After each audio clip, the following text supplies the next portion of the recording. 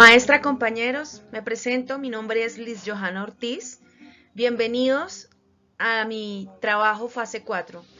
Soy licenciada en Ciencias Sociales y aspiro al grado de Magíster en Psicología Comunitaria de la Universidad Nacional Abierta a Distancia, UNAT.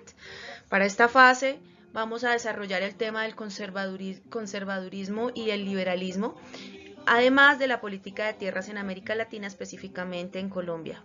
Para este caso decidí llevar la temática hacia todo el proceso del Frente Nacional y las políticas de tierras en Colombia a partir de la dimensión del liberalismo y el conservadurismo en el pensamiento político de Colombia del siglo XX.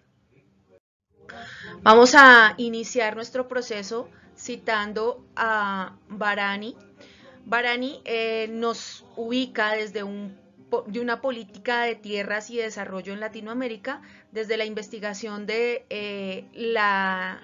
el desarrollo del pensamiento político, no solamente en Colombia, sino en Latinoamérica. Cabe aclarar que desde el pensamiento político latinoamericano siempre han habido dos frentes establecidos y siempre han habido dos visiones de la política interna en los países. Para el caso colombiano, pues hablamos de la política conservadora y la política liberal, que se ve y se desarrolla a partir desde la misma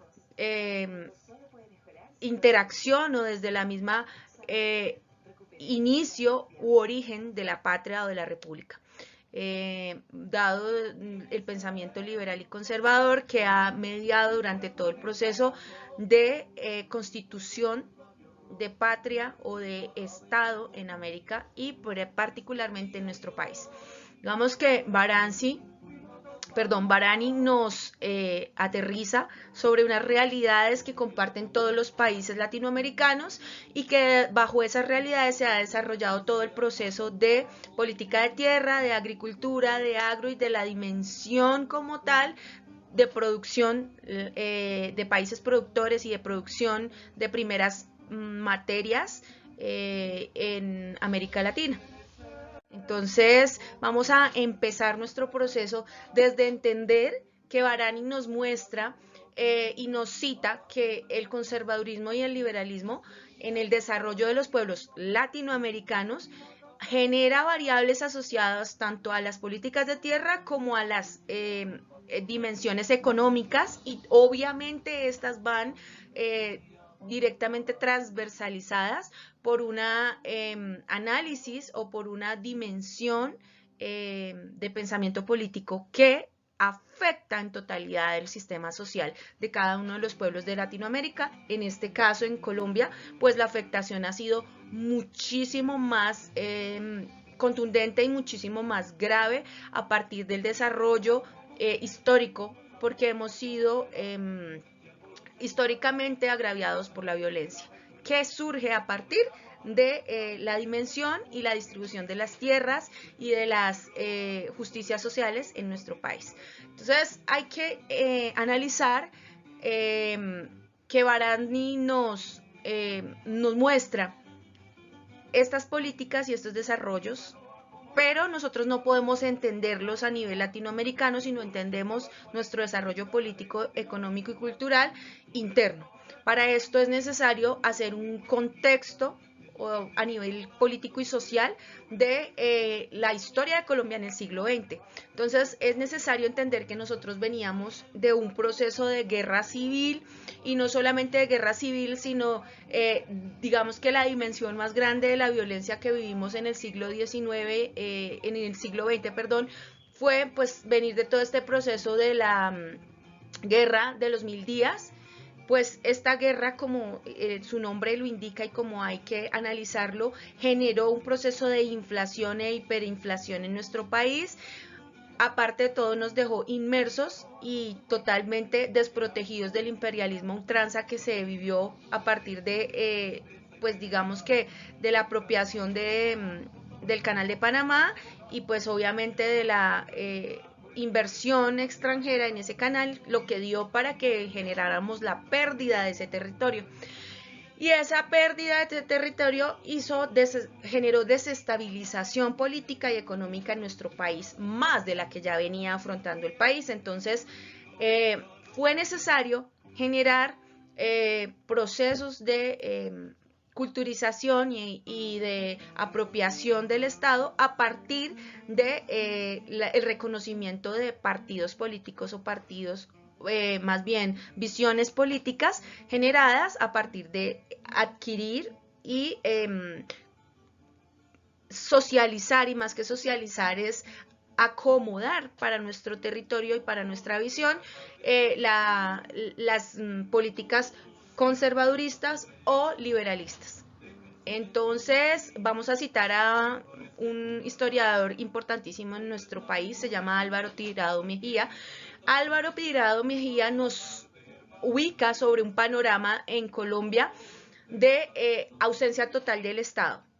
O sea, si se vive en el año 2022, pues aterricémoslo en el siglo XIX y entendamos que esto es un problema que se ha generado siempre y que el país lo ha tenido siempre. Entonces, Álvaro Tirado Mejía nos dice que Colombia es un país que cuenta con una riqueza territorial inexplicable, pero que esa riqueza, al ser una de las potencias de nuestro país, es uno de los problemas más grandes que hay. Es decir, para Álvaro Tirado Mejía, cito, Colombia tiene más territorio que Estado. Y es verdad. ¿Por qué?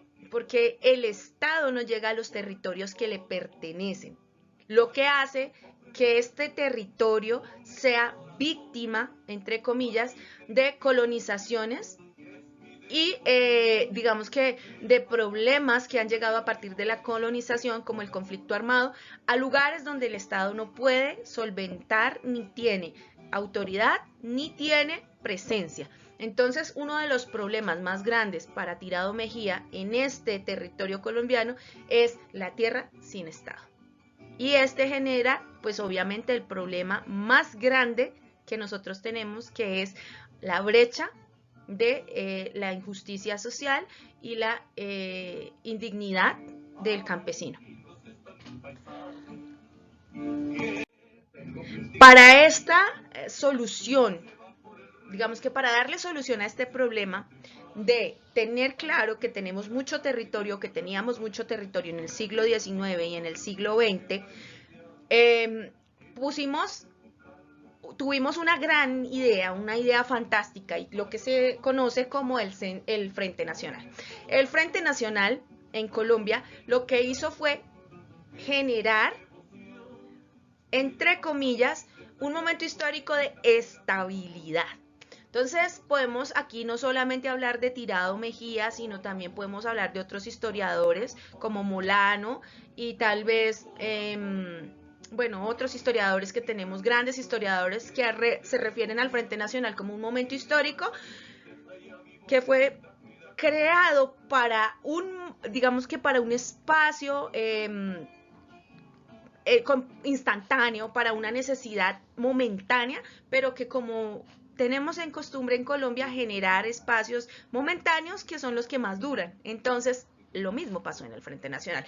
A ver, digamos que dentro del contexto nacional, el Frente Nacional surge como una idea para contrarrestar necesidades o situaciones que estaban afectando a nuestro país y que estaban afectando directamente nuestra economía y nuestro nivel social, nuestro reconocimiento como país. Entonces, una de las cosas importantes que surgen dentro del Frente Nacional y que se establecen como ganancias dentro de la historia es, bueno, digamos que la línea de protección estatal, que genera y fortalece el Estado como el reconocimiento del Estado colombiano. Este Estado se reconoce a partir de la creación de entidades que fortalecen el Estado. Recordemos que Colombia es un territorio sin Estado. Entonces, dada la centralización a la cual venía dándose o de la cual venía una historia, pues hay los lugares más fértiles o los lugares más importantes en gestión territorial y en agricultura, pues están más lejos del centro del país. Entonces, creamos un fortalecimiento del gobierno central a partir de la estructuración de entidades, pero esas entidades, pues lastimosamente hasta el sol de hoy no han llegado a algunos territorios. Entonces, se fortalece el gobierno central, es decir, se fortalece Bogotá, se fortalece Medellín, se fortalece Cali como centros de administración nacional, ¿no? Pública. Si bien venimos de un centralismo bogotano, pues cada ciudad también ha asumido su forma de administración y esto ha generado pues ciertos niveles de desarrollo en las periferias de Bogotá. Y ahí se toma como la fase de la descentralización, y que esta descentralización pues ha generado lo que veníamos recordando, procesos de desarrollo en las regiones. A esto se le conoce como la revolución en marcha. Entonces la revolución en marcha, tomamos el contexto, es una revolución que surge a partir de la necesidad de cubrir esos baches que han venido suscitándose a partir de las malas administraciones o de las guerras o de esos contextos sociales fuertes que no se han podido subsanar. Entonces, como parte importante de la revolución en marcha y bajo el gobierno de López Pumarejo se entiende como la revolución educativa y la revolución económica a partir de la educación y de la estabilización del agro y de la tierra como fundamento para la economía colombiana. A partir de eso surge la Universidad Nacional en este gobierno y pues con ella todo aquel ¿cómo se dice? Fortalecimiento de las carreras agrarias y agroambientales en Colombia. Entonces aparece la Facultad de Ingeniería Agrícola, las veterinarias, todas estas facultades y formas educativas que conllevan a la producción agraria, ¿no? Empieza a tomarse como el concepto de reformismo, que es la necesidad de establecer cosas rápidas en lo que ya está establecido, es decir, cambios rápidos en algo que ya se estableció, y de ahí surge como la idea, lo que vamos a continuación, que es la reforma agraria. Entonces, algo importante es la reincorporación del aglomerado o las transformaciones o reivindicaciones de los proyectos integrados nacionales, es decir, lo que ya está establecido a partir de nuevas propuestas. A eso le conocemos como reformismo.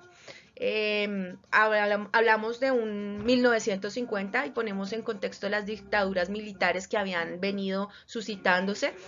Obviamente la violencia bipartidista que genera el Frente Nacional, porque estamos hablando de que el poder en Colombia se va desarrollando y se va, digamos que, asignando alternamente entre un frente político y un frente político, es decir, un Frente Nacional que surge como una gran idea de participación que termina en la exclusión más grande de otras políticas y de otros pensamientos políticos y sociales que al momento y a la situación llegan es a forzar un armamiento, un levantamiento armado para poder hacerse sentir en un pensamiento político totalmente sesgado y polarizado. Entonces,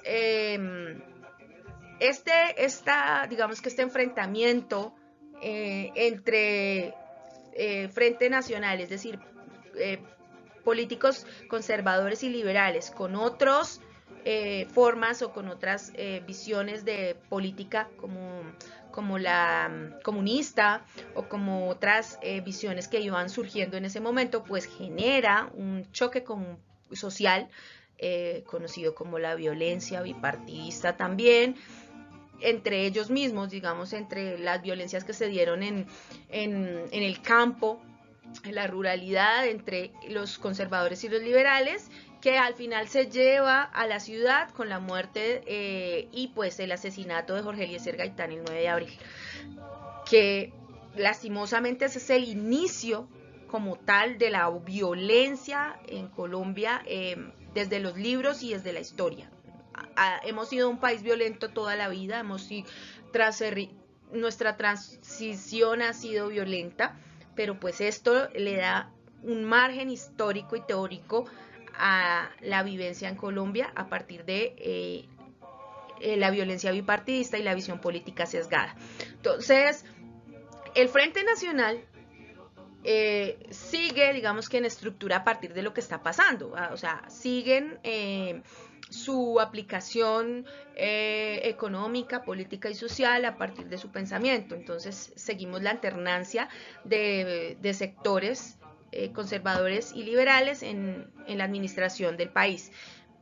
Se supone que a partir de esto lo que buscaban era garantizar y generar otros procesos de desarrollo político y económico, y para eso pues se presenta como el Frente Nacional como una visión alternativa que frente a los problemas sociales pues muestra una apertura agrícola como una de las oportunidades más viables, una apertura de las zonas de colonización y al acceso de territorios en Colombia, y pues la brecha a partir de acceder al territorio pues se cerraría en cuestiones de desigualdades.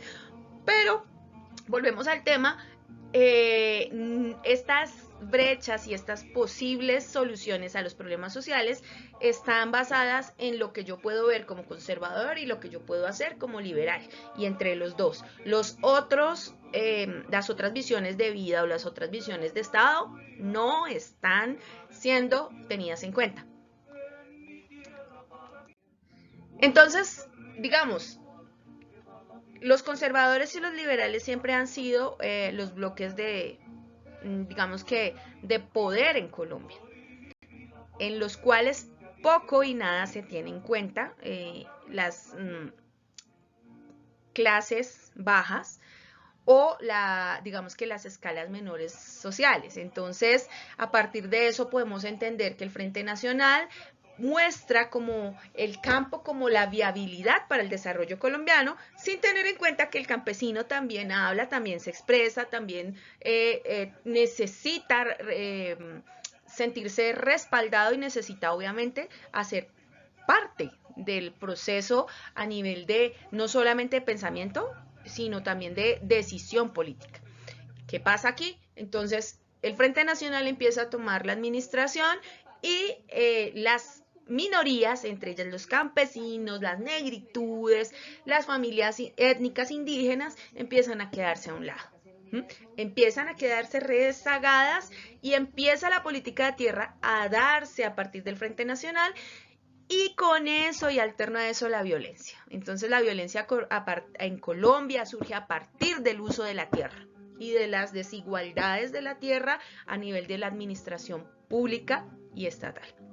Entonces, a partir de esa negación del campesino, de las clases menos favorecidas, y a partir de como esa segmentación a el vulgo y el abajo y nosotros arriba, surgen las violencias, las guerras, y no solamente las guerras internas, sino lo que ya conocemos como las guerrillas liberales o las guerrillas, digamos que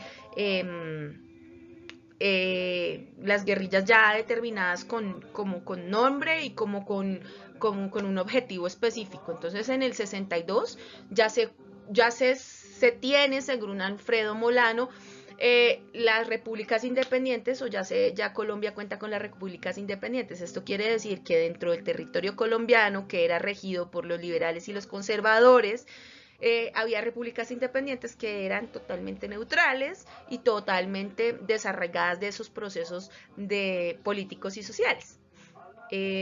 Políticas que eran totalmente en contra de lo que se hacía a nivel central. Entonces ahí aparecen las primeras guerrillas de generación, que eran las que estaban al mando de las repúblicas independientes. En este caso, pues conocemos a las muy reconocidas FARC, el ELN y el EPL, que son grupos armados que hasta el sol de hoy retuenan en la historia política, y no solamente en la historia, sino en la realidad y contexto político y económico colombiano. Entonces, estas guerrillas lo que hacen al generar sus repúblicas independientes es determinar que no están de acuerdo y generar procesos autónomos en lugares de posicionamiento estratégico. Ahí conocemos digamos que la historia de Marquetalia y de sus orígenes como tal, desde el sur del Tolima, desde los llanos orientales, desde el sur del departamento de Santander. Entonces ahí empiezan ya como a generarse y a gestionarse como tal los grupos revolucionarios que surgen a partir de su inconformidad con el desarrollo agrícola y territorial colombiano. Entonces Molano los denomina como la alianza campesina y guerrillera en las primeras zonas de descolonización armada.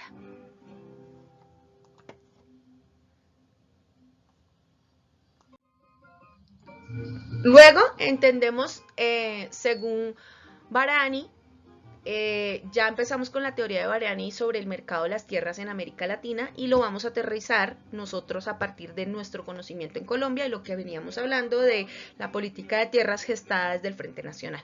Entonces, el mercado de tierras en América Latina siempre ha sido desde las dos visiones, desde el campesino y desde el hacendado, o desde el campesino y el Estado.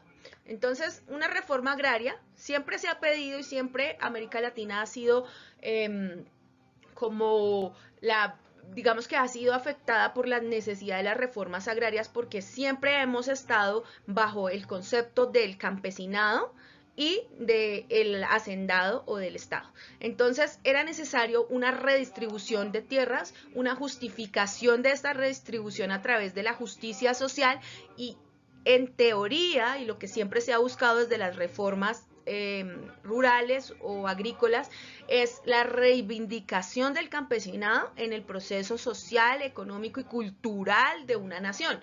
Sin embargo, en nuestro país, a través del Frente Nacional, pues no se pudo dar, pero el Frente Nacional sí aporta una política de tierras a partir de la dimensión de sus procesos de pensamiento político y económico.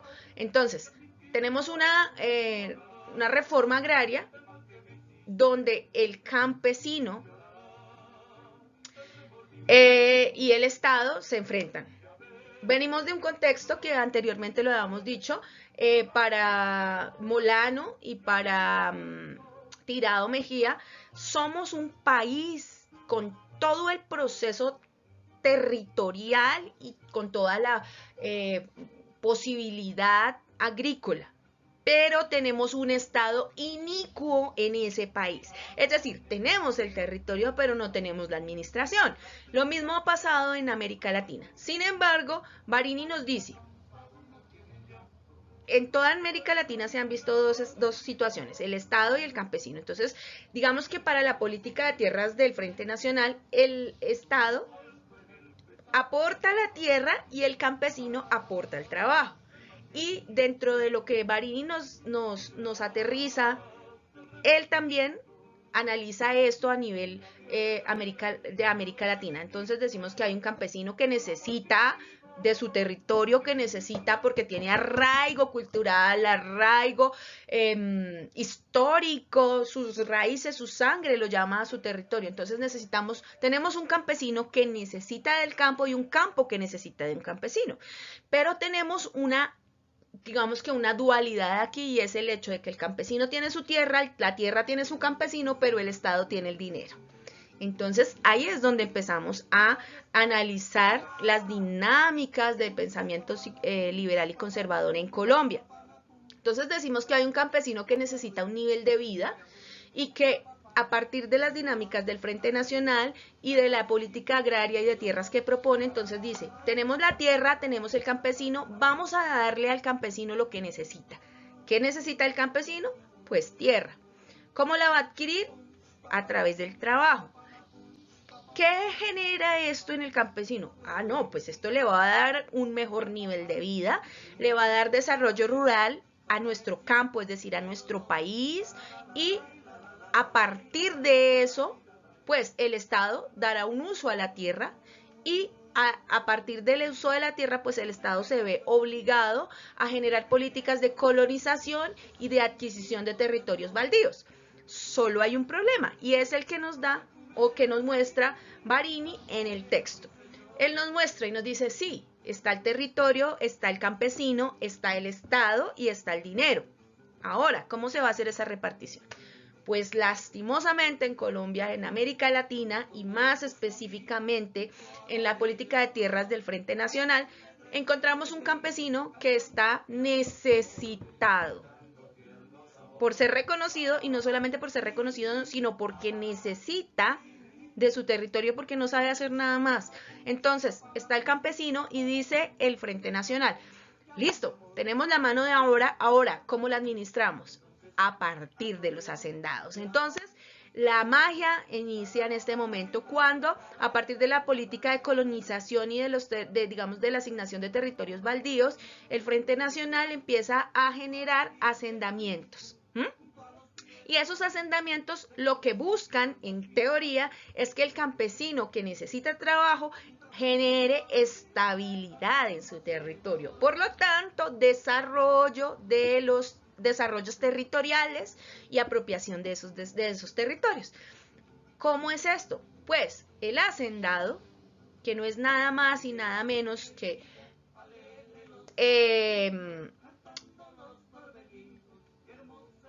ciudadanos colombianos que tienen ciertos apoyos o ciertos respaldos a nivel estatal.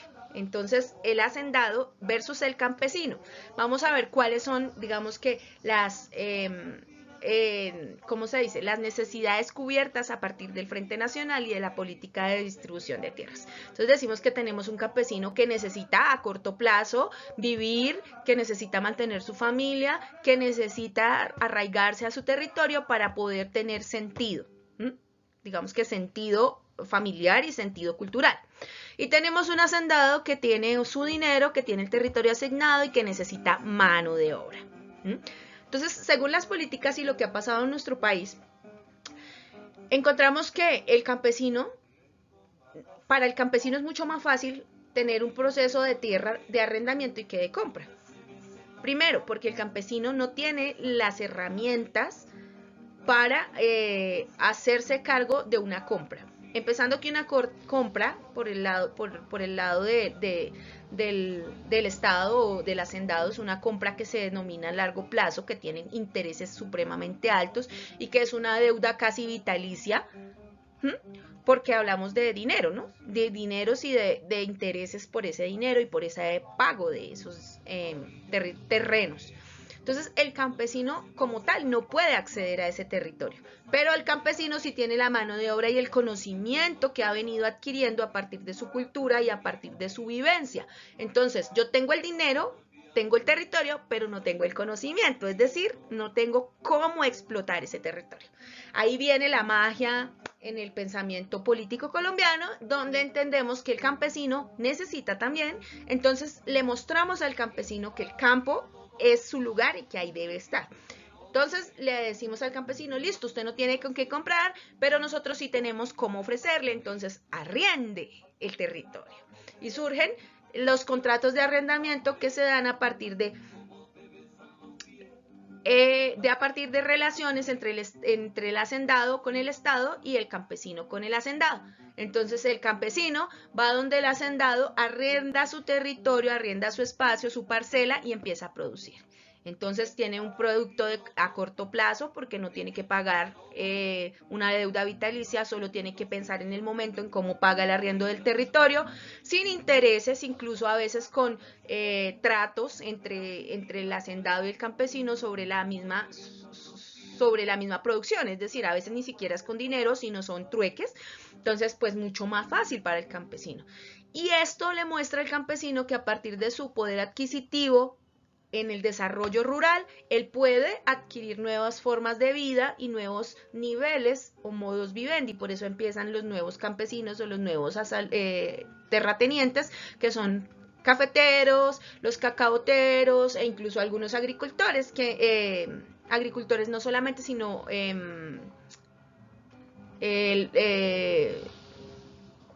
ganaderos que empiezan a generar estrategias en estas dinámicas y saben aprovechar estas dinámicas, pero no a todos les funciona. Entonces el nivel adquisitivo de ciertos campesinos empieza a producir y empieza a generar nuevas expectativas de desarrollo y nuevos proyectos de desarrollo en cada territorio. Entonces la actividad productiva crece y pues hay trabajo constante, pero lo que no se determina es que ese trabajo constante no es un trabajo que sea, digamos que reconocido como un trabajo como tal, y no es un trabajo que uno pueda decir es un trabajo viable para el resto de la vida o que genere garantías propias de desarrollo social y económico para las familias campesinas. Entonces los beneficios sobre la tierra pues son básicos a partir no solamente de la reforma agraria del Frente Nacional, sino a partir de las políticas sociales y económicas en América Latina que se comparten en casi todos los países. Y después el beneficio de la tierra es un beneficio particular, esto depende según el caso del campesino, de la familia, del territorio, y no solamente del territorio sino incluso hasta del apellido y de la relación que tenga el campesino con el estado del momento. Es decir, no es la misma relación que pueda tener un campesino liberal a la misma relación que tenga un campesino conservador, y mucho menos es la relación que tiene el campesino que va de la mano de los pensamientos divergentes o los pensamientos revolucionarios en América Latina. Es decir, si bien el campesino liberal se ve en desacuerdo con la política conservadora, pues imaginemos cómo sería el campesino a esa época que va totalmente en un pensamiento divergente y que ha sido totalmente invisibilizado y acallado desde la lejanía, ¿no? Entonces, por esto, nuevamente es que volvemos al contexto de la generación de las guerrillas y de la creación de los frentes de revolucionarios guerrilleros y pues esa socialización entre la guerrilla y el campesino. Pero estamos hablando del campesino pobre, no estamos hablando de los terratenientes y tampoco estamos hablando de los campesinos hacendados. Estamos hablando del campesino que vive al diario, que vive al jornal, que tiene muchos hijos y que necesita suplir su necesidad. Ese campesino es el que se alía con los frentes revolucionarios que se generan en las periferias colombianas. Entonces, volvemos a eso, la relación de ricos y pobres que se da en toda Latinoamérica, el beneficio sobre la tierra, el beneficio particular sobre la tierra. Entonces, tierras muy productivas en manos de ganaderos, que técnicamente y a nivel científico es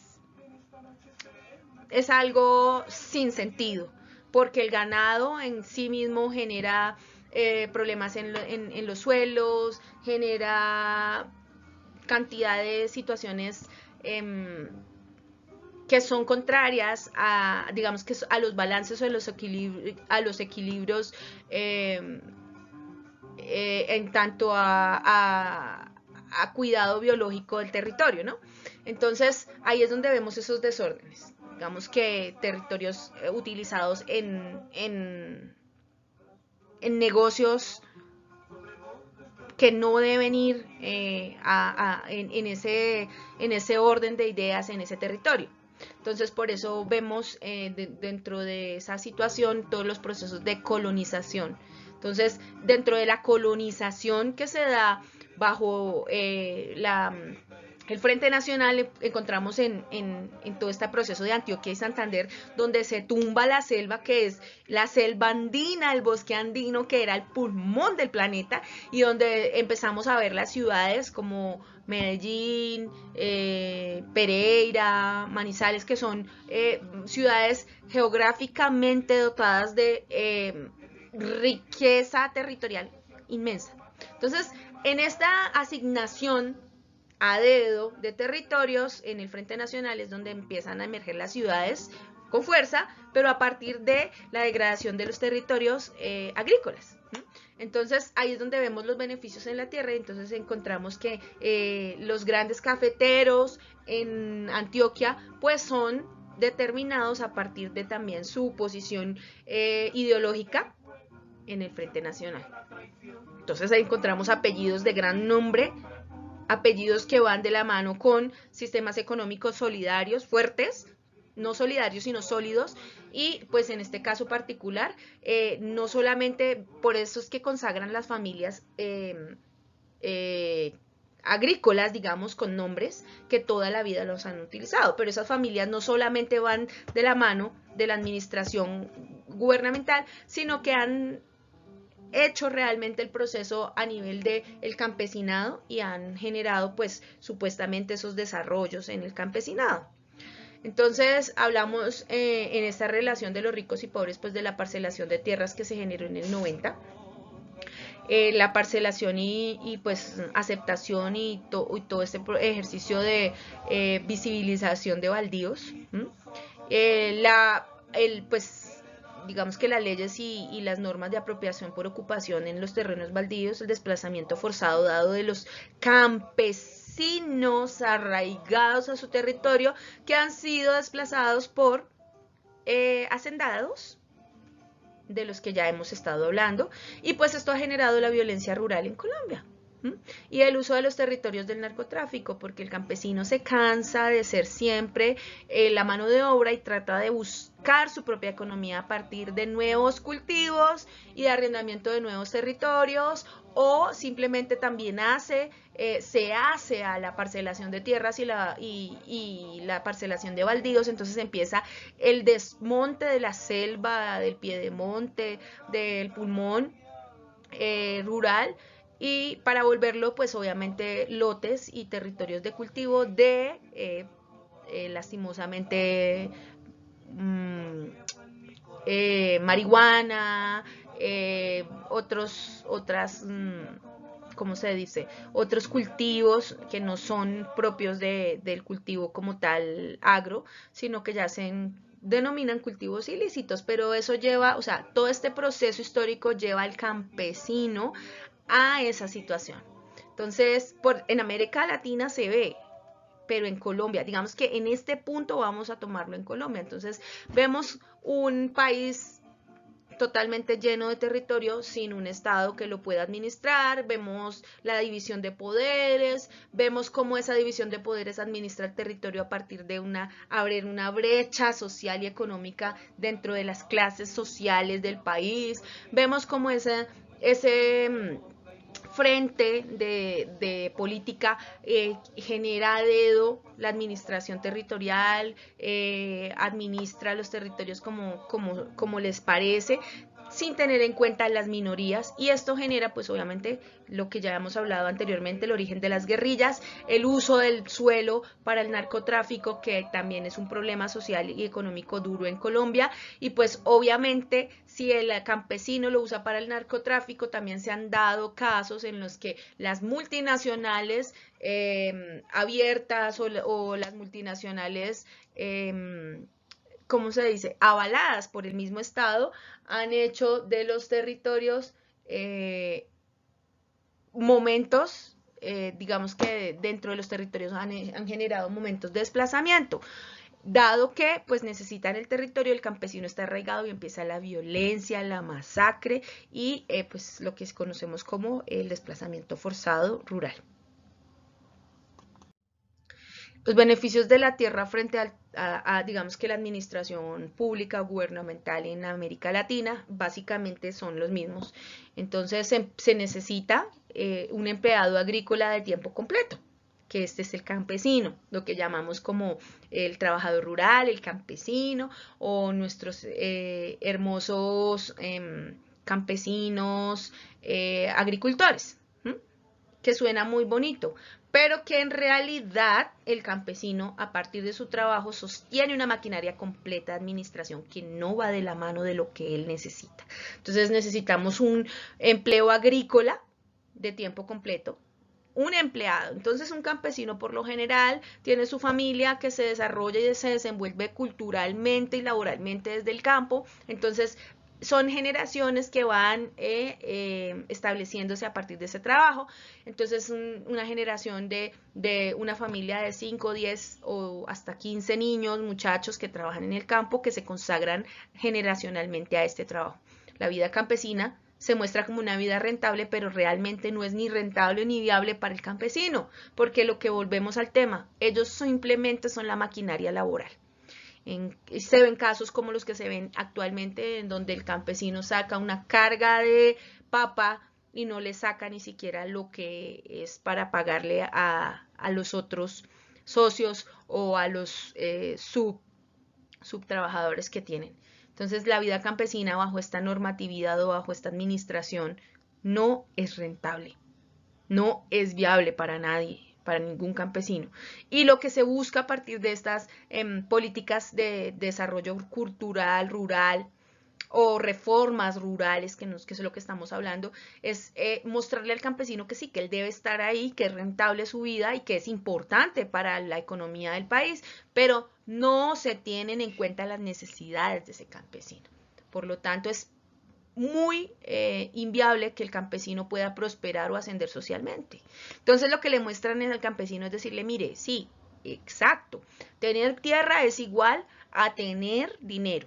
Pero como usted no tiene cómo comprar, entonces nosotros se le arrendamos, que era lo que decía el Frente Nacional o que decían las antiguas políticas de tierra. Ahora el campesino tiene un nivel adquisitivo superior a través de nuevos tratados y nuevas situaciones. Pero esto no quiere decir que digamos que el contexto real del campesino cambie, simplemente se cambian los nombres y los conceptos siguen siendo los mismos. Entonces, pues obviamente los agricultores y sus familias tienen gran incidencia dentro de las economías y de los desarrollos políticos y económicos de los países. Entonces, nuestro país, al ser biodiverso y al tener tanta, digamos que, tanta bendición al ser dotados de diferentes territorios y de diferentes climas, nuestros campesinos pueden variar sus intereses. Entonces, un campesino puede tener un interés netamente agrario, entonces sembrar yuca, papa, café según su territorio, o puede simplemente mudarse a otro lado y hacer la misma labor en otros cultivos. Sin embargo, esto no determina que el campesino cambie su condición social. Sigue siendo el campesino lastimosamente desvalorado, desvirtuado, digamos que su trabajo sigue siendo totalmente desconocido y totalmente desvalorado en una sociedad como la de nosotros, aun cuando está claro que nuestro territorio está engranado y está impulsado por la mano campesina, por el desarrollo campesino. Entonces, ¿qué dicen? Las nuevas formas de reforma, bueno, digamos que las nuevas reformas o las nuevas leyes o las nuevas estructuras de desarrollo comunitario y social le muestran al campesino el campo como su forma para vivir mejor. Y es verdad, lo puede hacer. Lo que pasa es que en el transcurso en el desarrollo o en esa línea de desarrollo económico, el campesino siempre está en la pérdida. Entonces, en vez de generar mejores resultados, el campesino va para atrás. Entonces, las políticas de tierra a estas alturas y con todas las reestructuraciones que se han realizado, pues se presentan como estrategias de desarrollo rural. Entonces le decimos al campesino, listo, usted tiene 3 vacas, voy a prestarle, voy a darle recursos, voy a darle financiación, voy a darle seguimiento, voy a darle mano de sostén para que usted pase de tener 3 a tener 6, de tener 6 a tener 10, de tener 10 a tener 20 y cuando se dé cuenta tengo un hato y el campesino, uy, sí. E incluso se ha dado, sí, hay campesinos que lo han hecho y viven, o sea, viven muy bien. Digamos que la vida campesina, si se administra bien y si se tienen los recursos adecuados, tanto en nivel educación como en nivel administración, como a nivel social comunitario, dan muy buenos resultados. Pero ¿qué pasa? Desde el gobierno nacional o desde los gobiernos como en el Frente Nacional, que es lo que estamos viendo, la trascendencia, de dónde viene esta situación, le presentan al campesino como, bueno, sí, listo, vamos a generarle políticas de tierra que le generen respaldo y que en las cuales usted no se sienta solo y en las cuales usted vea la evidencia, o sea, evidencie por sí mismo de que el Estado le importa. Entonces decimos que hay una reforma agraria donde lo necesario es que el campesino tenga su tierra. Entonces empezamos ¿cómo? Volvemos a las diapositivas anteriores, donde hace un tiempo le decían al campesino es mejor arrendar, ahora le dicen al mejor comprar. ¿Mm? ¿Pero a qué costo? ¿Cuál es el costo para el campesino de comprar? No solamente del campesino, del proletariado, porque cualquiera que esté dentro de la fuerza laboral o la fuerza de proletariado nacional, adquirir un territorio propio es una deuda de por vida. Lo mismo pasa dentro de los territorios rurales. Entonces le dice el Estado al campesino, bueno, tenemos una estrategia de desarrollo rural desde la reforma agraria donde le vamos a dignificar su situación de campesino, donde vamos a cerrar la brecha de desigualdad, donde le vamos a dar estrategias para que usted desarrolle, porque a nosotros nos interesa que usted trabaje por la maquinaria evolutiva del Estado. Entonces, ¿qué pasa? Es cierto, el campesino empieza a trabajar y todo bien. ¿A dónde nos vamos? Que hay una incapacidad, no hay un feedback evidente. Digamos que si hay políticas públicas estatales que ayudan al Estado, perdón, al campesino, no todas son coherentes o pertinentes según el caso. Digamos que la reforma rural tiene cosas importantes y se ha venido estructurando desde el proceso de paz firmado en La Habana con situaciones que desde la misma guerrilla de las FARC se vienen implementando y es lo primero que tiene que haber es tecnificación, educación, recursos y una nueva dignificación del estatus del campesino, pero sobre su territorio. Es decir, el campesino debe y necesita tener un territorio de apropiación, de arraigo cultural. Entonces, ¿qué pasa? Dentro del feedback de las reformas hay cosas buenas y no cosas buenas. Digamos que la redistribución de la riqueza y los recursos todavía en este país está basada en elementos económicos y en elementos de pensamiento político fuertes y en elementos de poder adquisitivo. Entonces se ven casos donde personas públicas y personajes públicos que ejercen un cargo estatal son dueños incluso de hasta departamentos completos. Es el caso de historias a voces, a viva voz, del departamento del Guaviare, del departamento del Guainía, del departamento de Antioquia, donde servidores públicos son dueños de inmensas cantidades de tierra y donde tienen al campesino que nació allá, se crió allá, que tiene 20 generaciones atrás allá, de empleados, mano de obra. Entonces, las estrategias de desarrollo rural tienen ciertas bases de reconocimiento social y otras no tantas. Por eso es que es muy difícil que en nuestros territorios, tanto en América Latina como en Colombia, se haga una política de tierras que sea realmente pertinente para el proceso de, en este caso, en un proceso de paz viable y un proceso de redignificación y de cierre de brechas sociales real. Porque mientras haya poderes y lazos económicos y lazos de dominio, será muy difícil la reconstrucción de la dignidad del campesino y del proletariado en Colombia. Entonces, decimos que es necesaria una reforma agraria integral. Sí es necesaria. Sí se ha dado. Se ha intentado. Vemos que desde el siglo XIX estamos en un proceso de intentar cerrar la brecha, de intentar dignificar, de intentar reconstruir, de intentar hacer un solo engranaje para que el país surja. Sin embargo, es muy difícil a partir de, pues lo que hablábamos, las ramificaciones agrícolas que hay, es muy difícil Es muy difícil que los que ostentan el poder económico agrícola lo suelten porque están respaldados, y es muy difícil que el campesino de a pie, el criollo, el cholo, es muy difícil que nuestros campesinos surjan solos, si no hay un respaldo social, si no hay un respaldo de leyes, si no hay un respaldo de una política agraria que realmente sea congruente con sus necesidades.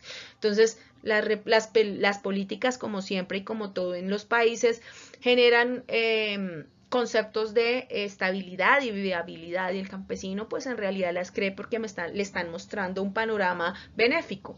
En este panorama, la reforma integral en Colombia lo que busca a partir de ahora, con todo el proceso de firma del proceso de paz, la reivindicación del campesino, la nueva distribución de tierras, la equidad, la dignidad social, todas estas cosas, pues se le muestra al campesino como un ente y una pieza clave dentro del desarrollo económico del país, y es verdad.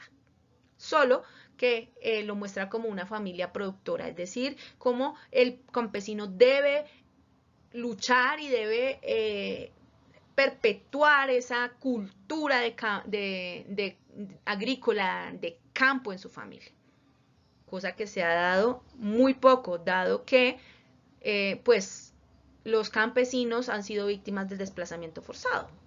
Los que no han sido víctimas se han cambiado de cultivos y han pasado para los cultivos ilícitos, y los otros pues simplemente han sido desplazados por entes multi o transnacionales donde simplemente los desarraigan a la fuerza y los vuelven fuerza de trabajo, como pasa en Chocó con los cultivos de palma, o como pasa en otras partes del país con los cultivos de banana.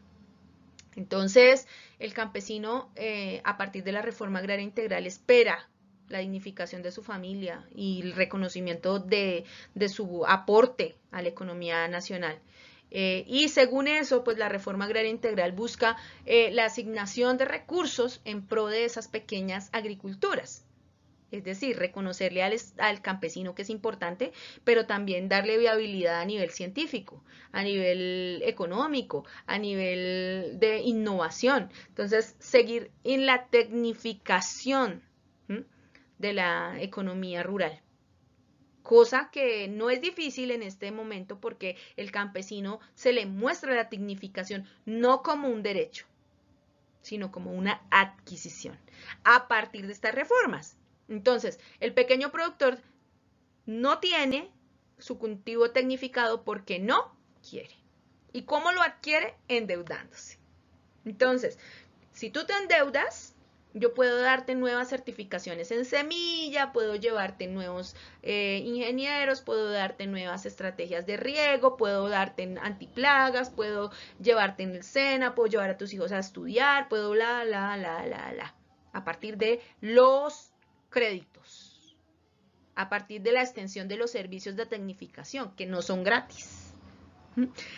Que en teoría el Estado, al saber que una de las bases fundamentales es el campesino, debería, como deber, como derecho fundamental del campesino, en su dignidad como parte fundamental de la comunidad y la sociedad colombiana, debería darle esto de una forma elemental, gratuita. Entonces, la tecnificación, los servicios, la innovación, la investigación y la apertura del mercado debería ser gratis. Y técnicamente lo es. ¿Para qué? Para las asociaciones. Es decir, un campesino solo no puede hacerlo. No es sostenible. Entonces, accesos a recursos, créditos, asistencias, canales de comercialización, incluso a los nuevos tratados de comercio. Aquí volvemos y tocamos los nuevos, digamos que la percepción del pensamiento político. Entonces, los tratados de comercio son neoliberales totalmente. Entonces, encontramos el tratado de comercio con Europa, nuevos tratados con Estados Unidos, donde técnicamente y en teoría el Estado le brinda al campesino la posibilidad de sacar su producto al mercado. Pero también entran nuevos productos. Entonces, básicamente y en suma, y para culminar esta situación de la reforma y de si sí o si no se ve la brecha cerrada, evidentemente para mí, como profe en ciencias sociales y como persona que ha trabajado en las zonas apartadas del país, no es la reforma agraria integral no es un cambio. La verdad, diría yo, y bajo la vivencia, es una nueva concepción de conceptos, una reestructuración de conceptos, más no es un cambio.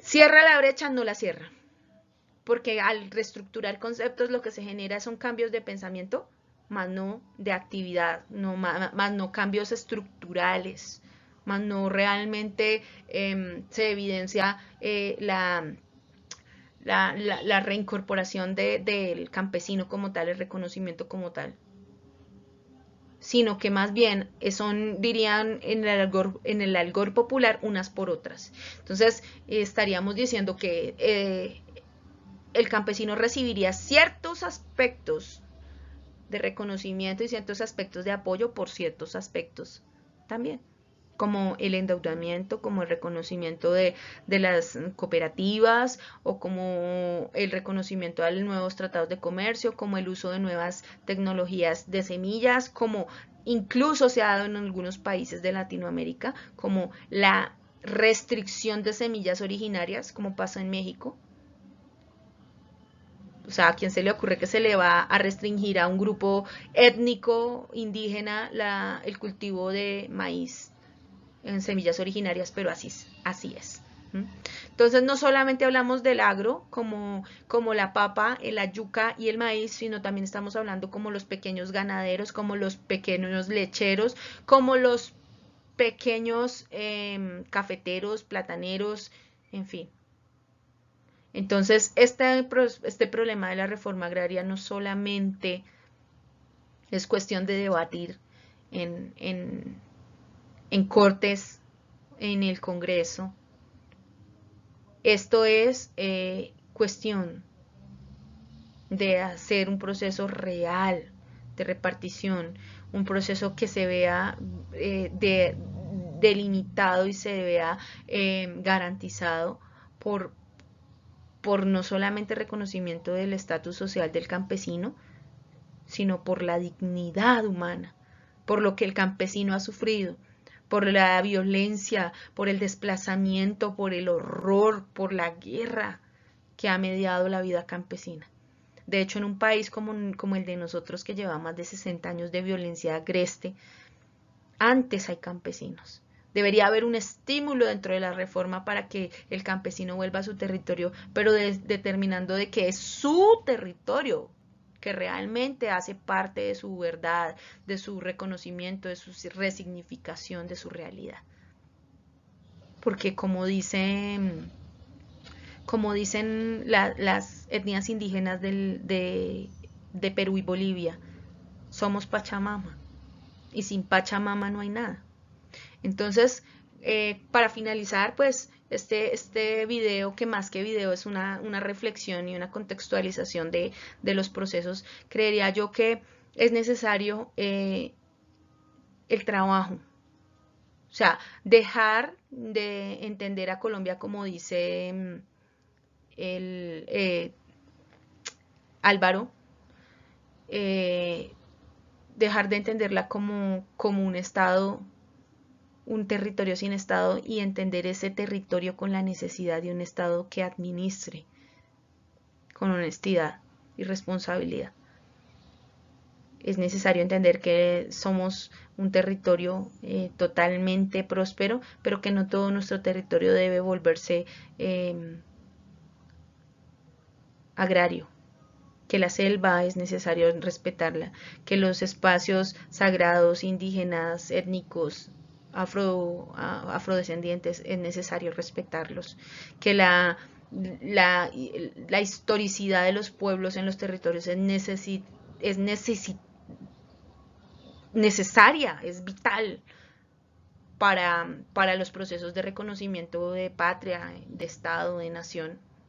Entonces son unas engranajes que afectan en todos los estados y en todos los sentidos al concepto de país, de nación, a las estructuras económicas, a las estructuras políticas, a las estructuras sociales. Gracias por escucharme, gracias por entender este proceso, gracias de pronto por darse el tiempo de analizar esta situación conmigo. Les agradezco muchísimo su atención y pues nada, que tengan un buen día.